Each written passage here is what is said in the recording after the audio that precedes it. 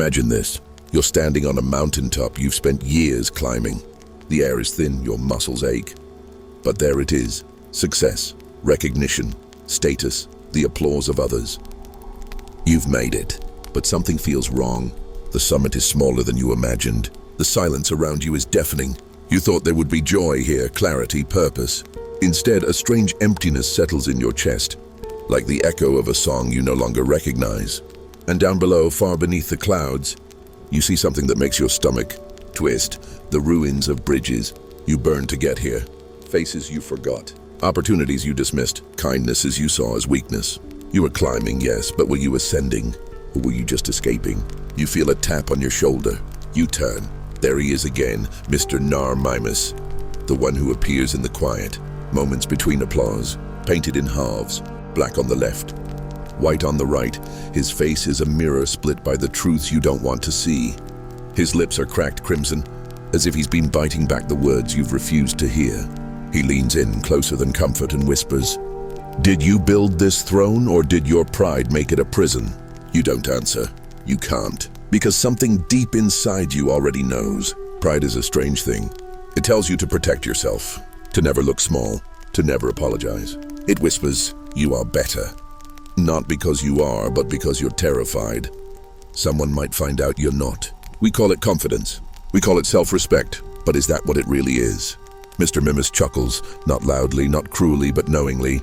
He knows how pride works. He's seen it take kings and turn them into caricatures. He's watched emperors drown in their own reflections, reaching for validation while sinking in isolation. Pride is a double-bladed dagger. You wield it to cut through challenge, but too often you end up carving away the parts of yourself that could have grown, that could have connected, that could have loved. And worse, it's worshipped. We are told, never let them see you weak. Hold your head high. Don't back down. But these mantras become manacles when we're too proud to admit we're wrong, too proud to ask for help, too proud to start again when it matters most. Now imagine not just you, but an entire society built on that same pride. Everyone pretending, everyone climbing, everyone hiding. And Mr. Mimus, he dances through it all, mocking, mourning, mimicking the masks we wear. Because what they've built is not a temple of triumph, but a theater of shadows. Each actor trapped by the role their pride demands they play. Can you feel it? That uneasy hum at the base of your spine? That realization curling behind your thoughts? That maybe, just maybe, the thing we are told to treasure most, our pride, is actually the slowest, most beautiful form of self-destruction ever invented? What if the very thing you clutch for strength is the reason you never truly grow? What if pride doesn't protect your success, it poisons it?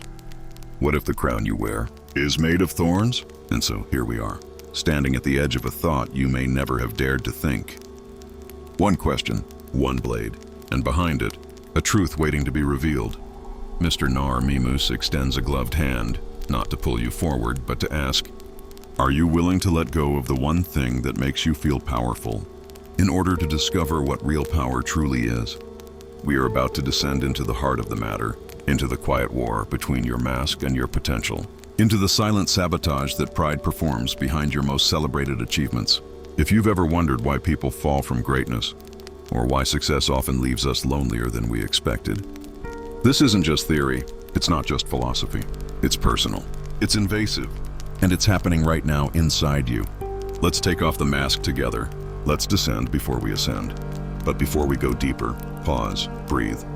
If this question stirred something inside you, if you've ever felt the cost of pride in your own life, subscribe, like, and share this with someone who still thinks pride is a crown and not a cage.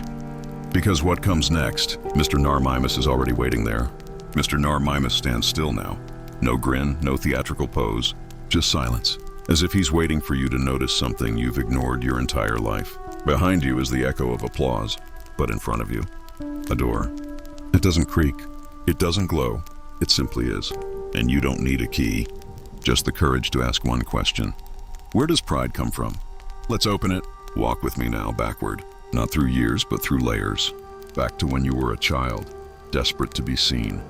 You didn't have pride then. You had wonder, curiosity. You reached for connection without shame. You asked without hesitation. You failed and laughed. But somewhere along the line, something changed. You were told to grow up, to be strong, to be proud. You learned that being wrong earned punishment, that vulnerability invited ridicule, that admitting weakness could cost you belonging.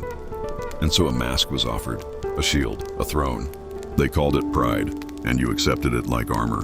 But pride didn't emerge from strength. It grew out of wound. Carl Jung once said, "Until you make the unconscious conscious, it will direct your life and you will call it fate." Pride is one of those unconscious forces, a defense mechanism masquerading as identity.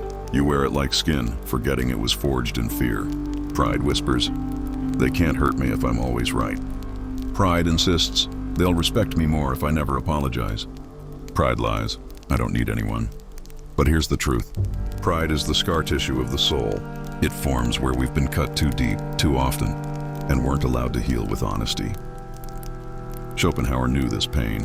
He believed pride was rooted in our will to preserve the illusion of control. That deep inside, we're terrified of how little agency we truly have, so we bluff. We puff up our chests. We craft grand narratives of self-importance to hide the trembling child within. And society, oh, how it feeds this monster. You're not rewarded for self-awareness. You're rewarded for self-assurance. Confidence sells. Vulnerability threatens the illusion. Pride becomes a currency, one you must spend to survive. And yet, every philosopher who truly saw the human condition, Nietzsche, Sartre, Huxley, they all pointed to the same shadow. Pride blinds. It isolates. It sterilizes the soul. Nietzsche warned of the Übermensch, not to promote ego, but to warn against the false version of it. The overman is not the man who conquers others through pride, but the one who transcends the petty ego altogether. But that path? It's terrifying, because without pride, who are you? No mask, no armor, no illusions. Just you, your fears, your regrets, your confusion, your humanness. It's easier, so much easier, to stay hidden in pride's cathedral, to chant its mantras, to reject anything that threatens your image of self. Mr. Narmissus leans close again. You feel his breath now, but it's not warm. It's cold, like truth often is. "Pride didn't make you strong," he whispers. "It made you unreachable. And when you are unreachable, you cannot grow. You cannot love. You cannot be loved. Not truly, because no one can touch what you've buried beneath your performance. Pride becomes your stage. You become the actor. And your life, a script of rehearsed emotions and filtered victories. You win arguments but lose intimacy. You chase status but sacrifice stillness. You build an empire and wonder why it echoes. And it all begins, not with ambition, not with evil, but with fear. Fear of being small. Fear of being wrong. Fear of being enough without needing to prove it. Viktor Frankl spoke of meaning, not pride, as the fuel of life. In the darkest moments of human history, he found that pride crumbles under pressure, but meaning survives. Those who lived through suffering with purpose could endure. But those who clung to ego, to image, to superiority, they shattered. Because pride is fragile. It can't hold weight. It wasn't built to carry the truth. And so we mask our shame with pride. We mask our longing with pride. We mask our wounds with pride. But the mask is cracking. And Mr. Narmissus is holding up the pieces, each one reflecting a different version of you. The child who begged to be seen. The teen who hated being wrong. The adult who learned to pretend. The soul who forgot it was whole without applause. He holds your gaze and asks the question you've avoided your whole life. Who would you be if you didn't have to be right? Who would you be if you didn't need to win every time? If your worth wasn't built on comparison? If you could fail and still be enough? This is not the death of success. This is the birth of freedom. But to reach it, you'll have to pass through the fire. You'll have to watch your pride burn. And what comes out on the other side? That's the miracle and the terror, because what you find will no longer be protected. It will be real. Mr. Narmissus tilts his head. A faint smile returns, not of mockery, but of mercy. He points to a crack in the wall you didn't notice before. Behind it, the consequences. The crack in the wall grows wider. You step through it. No thunder, no bright light. Just silence, heavier than before. Mr. Narmissus follows behind, slow and deliberate. This is no longer theater. This is autopsy. And what's on the table? Your life. Not the one you show others. The real one. The one beneath the performances, the productivity, the polished achievements. And pride, the unseen force, has been stitching its fingerprints across every inch of it. You just never looked close enough. But now you will. It starts small. You're in a meeting. Someone offers criticism, gentle, maybe even helpful. But it hits something tender in you. something unspoken. You bristle. You explain. You deflect. You raise your chin just slightly. Pride whispers, "Don't show weakness." But here's what really happens. You miss the chance to grow. You miss the chance to connect. You choose defense over evolution. And it's not a one-time thing. It happens again and again until the pattern becomes personality. You become the one who doesn't take feedback well. You become the one who always needs to be right. And then, people stop telling you the truth altogether. Why bother? You won't hear it anyway. This is the first consequence, isolation. Not physical, emotional. You begin to exist in a house of mirrors where only your own voice echoes back. Mr. Narmimus leans over the table, dragging a gloved finger along the image of you, laughing too loudly, nodding too quickly, avoiding that uncomfortable silence that follows. When someone says, "I think you're wrong," he taps the silence. "This is where you lost them," he says. Not in arguments, in the spaces between them. The spaces where someone hoped you'd listen, hoped you'd soften, hoped you'd drop the act. But pride doesn't let you listen. Pride is deaf. It has no interest in truth, only in territory. It's a chess player, not a companion. Next consequence, stagnation. You plateau. Not because you're not smart, not because you're not capable, but because you've built an identity around already knowing, and when you already know, you stop learning. You say things like, "That's just how I am. I've always done it this way." They just don't get it. The world moves. You defend your hill. The view doesn't change. Eventually, people stop asking what you think, not because they don't respect you, but because they already know what you'll say. And slowly, invisibly, you become obsolete, not because you aged, but because you stopped transforming. Third consequence, warped relationships. You love people, but only on your terms. Pride requires control. It cannot bear uncertainty. Vulnerability feels like drowning. So instead of intimacy, you offer image. Instead of apology, you offer avoidance. Instead of honesty, you offer silence. You protect your role in their mind, hero, leader, expert, whatever mask you think they admire. But here's the tragedy. They didn't want the role. They wanted you. Raw, flawed, real. But pride convinced you, if they see all of me, they'll leave. And ironically, in hiding yourself, you become unknowable. People fall in love with your performance, not your person, and performances end. Mr. Narmimus reaches into the air and draws a circle. Slowly, painfully, a loop. Because that's what pride does. It traps you in repetition. You build, you protect, you defend. But the moment it's threatened, you lash out, or shut down, or run, over and over. A cycle of self-preservation that pretends to be self-worth. But true worth doesn't need to defend itself. Pride is counterfeit confidence. It inflates when challenged. Real confidence shrinks into curiosity. It asks, "What can I learn from this?" Pride asks, "How can I win?"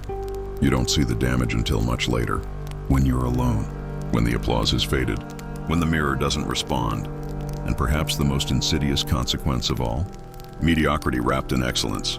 You might be successful, respected, even feared, but deep down, you know you haven't touched your full potential. You're talented, yes, but you've used that talent to build safety, not depth. You've sharpened your skills to avoid risk, not pursue revelation. Because pride doesn't chase greatness, it chases comfort. You become exceptional at the wrong things, the safe things, the unchallenging things, and no one calls you out because you're already better than most. So you stay there, good enough to be praised, too proud to evolve. Mr. Narmimus now stands in front of a cracked pane of glass. Your reflection stares back, tired, polished, lonely. He raises a hand and writes on the glass with his finger. You could have become something else. And you know exactly what he means. You know the risks you didn't take, the truths you didn't speak, the love you didn't allow, all because of that silent creed. I must appear unbreakable, but you're not unbreakable. You're human, and the longer you pretend otherwise, the more your success becomes a mausoleum, monument to everything you didn't say, didn't try, didn't feel. Now you see it, don't you? The unseen consequences were never abstract. They were living in your habits, your words, your daily decisions. And now with nowhere left to run, one truth pierces the surface like a blade. You have to rebel, because if you don't, pride will win. Not loudly, not with fanfare, but in silence, by convincing you that nothing ever needed to change. Mr. Narmimus opens a door, not to reflection, but to resistance. And with one final glance over his shoulder, he says, "If you're ready to break the loop, then break it." The door opens, but it doesn't swing. It fractures like glass under pressure. The rebellion doesn't begin with a battle cry. It begins with a whisper. I might be wrong. That single sentence contains more power than any scream of defiance, more courage than any victory speech. Because in a world drunk on certainty, doubt is radical. Mr. Nar Mimus steps through the splintered frame, walking into a world where the masks are gone, and you follow, barefaced, uncertain, real. This is the rebellion, but not the kind they taught you in stories. No swords, no armies, no enemies, only the hardest revolution of all. Surrendering who you think you are to become who you really are. Pride trained you to defend a version of yourself that doesn't grow. It said, protect the ego, guard the image, stay untouchable. But to rebel against pride, you must do the unthinkable. You must become touchable, not perfect, not polished, present. I hurt you. I dismissed you. I wasn't listening. And then you stop talking. You don't justify. You don't reframe. You let the wound breathe. Pride can't survive this act. It dies in silence. It dies in listening. And in its place, something begins to grow. Integrity, the second act of rebellion, the beginner's mind. You walk back into rooms where you used to lead, and you sit down in the back. You ask questions without knowing the answers. You allow yourself to not be the expert. You learn to say, teach me. This is terrifying, but this is transformation. Friedrich Nietzsche once said, he who has a why to live for can bear almost any how. And here's the secret. Pride gives you a false how. Purpose gives you the real why. You've been surviving on the pride-fed illusion of knowing. Now you begin to feed on the nourishing uncertainty of learning. The third act of rebellion, allow others to win. Let someone else be right. Let someone else be better. Let someone else speak first. This isn't submission. This is mastery. Because when your identity no longer needs to dominate, you finally gain something pride could never offer. Peace. Mr. Nar Mimus claps slowly, not mockingly, not loudly, but like a funeral for the mask you buried. He gestures toward a mirror, one that now reflects your eyes as they are. Unguarded, searching, alive. And now your turn to rise, but not like before. This is not another ascent driven by fear of failure. This is the slow, trembling rise of someone becoming. You speak truth, even when it makes your voice shake. You admit flaws before anyone points them out. You embrace feedback without flinching. You reconnect with people not to win them back, but to see them again. This is what Aldous Huxley meant when he said, experience is not what happens to a man. It is what a man does with what happens to him. You're not running from the fall anymore. You're climbing from it, without armor, without echo, without pride. The rebellion spreads, not through volume, but through vulnerability. You show others it's okay to stumble. You admit you don't have all the answers. And strangely, people lean in, not away. Because when you shed pride, you become something rare. You become safe. Not because you're unbreakable, but because you're real. Mr. Nar Mimus now stands behind you, silent but present. He holds out a sealed envelope. You open it.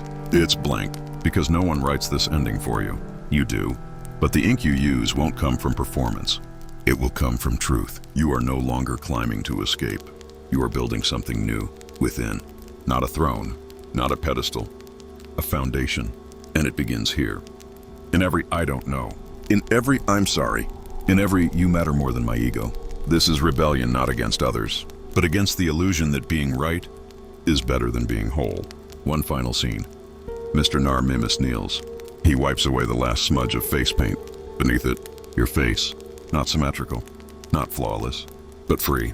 He nods and vanishes, not into smoke, into stillness. Because you no longer need him to perform your pain. You've faced it. You've claimed it.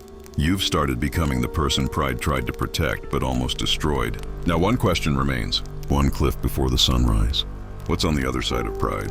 What truth, final, quiet, devastating, waits when all illusions are gone? You walk alone now. No stage, no echo, no masks. Just the raw air of selfhood brushing against skin that no longer wears armor. For the first time, you feel your full weight. Not your reputation, not your narrative. You! There is no spotlight here. No audience, only silence. But not the silence of absence. The silence of arrival. And standing in it without applause, without defense, you finally hear what pride has drowned out your entire life. You were already enough. Before you won, before you knew, before you proved, before you impressed, you were already enough. This is the truth pride could never allow. That your worth was never based on being better. It was never rooted in comparison. never dependent on applause, dominance, or being right. Your worth was never earned. It was. It is. It always will be. But this truth is too quiet for pride. Too still. Pride needs noise, movement, identity, a goal to chase, a rival to conquer. The truth? It just waits. And when you're finally silent enough, broken enough, open enough, it speaks. It doesn't shout. It remembers you. Mr. Narmissus returns now, not performing, not hiding. He's different. You are too. He stands beside you, no longer your tormentor, no longer your mask. Now, a witness. He doesn't speak. Because he knows you finally hear what you were always trying to outrun. There was never anyone else to impress. Not your father, not your rivals, not your followers, not even yourself. Every ladder you climbed, every hill you died on, every mask you wore them to escape the unbearable reality that nothing you achieve will ever make you more worthy than you already were in your first breath. And that is terrifying, because it means you have no excuse left. You can't blame the world for not noticing you. You can't blame others for not validating you. You can't even blame your past, because the truth has been waiting in every room you entered, and now it stands here. You were always free. Do you feel it? That quiet panic behind your ribs? That trembling peace?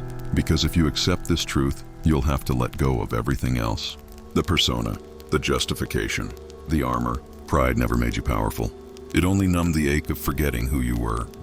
You remember now, don't you? Who you were before they told you what success looks like, before you were taught that weakness was shameful, before you learned to shrink your curiosity into performance. You were soft, whole, wondering, brave, not loud, open, not proud, present. You existed, and that was enough. And now, you return to that origin, but you carry something with you. Wisdom, not the kind found in books, the kind found in the burning of falsehoods, the kind found in silence after collapse, the kind that cannot be taught, only survived. Mr. Narmissus turns to leave. He fades, not like a ghost, but like a shadow returning to its source. Because he was never separate from you. He was you, the part that warned, the part that watched, the part that waited for you to wake up. And now that you have, he bows, not in farewell, but in reverence. And you walk forward. Into what? Not certainty, but truth. Not power, but presence. Not success, but wholeness. You'll still strive, still build, still climb, but no longer to prove. Now, to express. Because what once fueled you, fear, shame, image, is now gone. You no longer rise to be seen. You rise because it is your nature to rise. You no longer create to impress. You create because truth demands a shape. You no longer fight to win. You fight when it's time to protect what matters. Not your pride, your peace. One final truth, the deepest of all. Pride is terrified of your actual self, because your actual self doesn't need it. The moment you remember who you really are, pride dissolves, not in flames, but like fog at sunrise. And what's left? Just you. Breathing, standing, enough. And that is where success truly begins. Not when the world claps, but when you no longer need them to.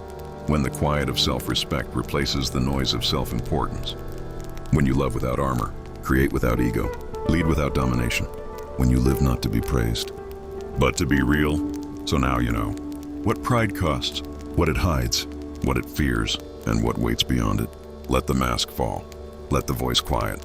Let the truth rise. And if ever you forget again, listen closely. There in the distance, you might hear a whisper, a breathless laugh, a familiar voice. Mr. Narmissus, reminding you, softly, you are already free. Share this with someone who needs to remember, someone stuck behind their own reflection, someone who still thinks they must earn what was never in question. Like, subscribe, and stay awake. Because the greatest rebellion is remembering who you were before pride taught you to pretend. The real you has been waiting this whole time. I am Narmissus, the personification of the subconscious self you suppress, deny, or ignore. Your psychological guide, the living embodiment of your shadow. I'm here to challenge you, to confront you, to make you claim and integrate the parts of yourself you left in the dark, so you can finally be whole. If you recognize me now, like, subscribe, be your complete self. I'll be waiting. I'll see you again.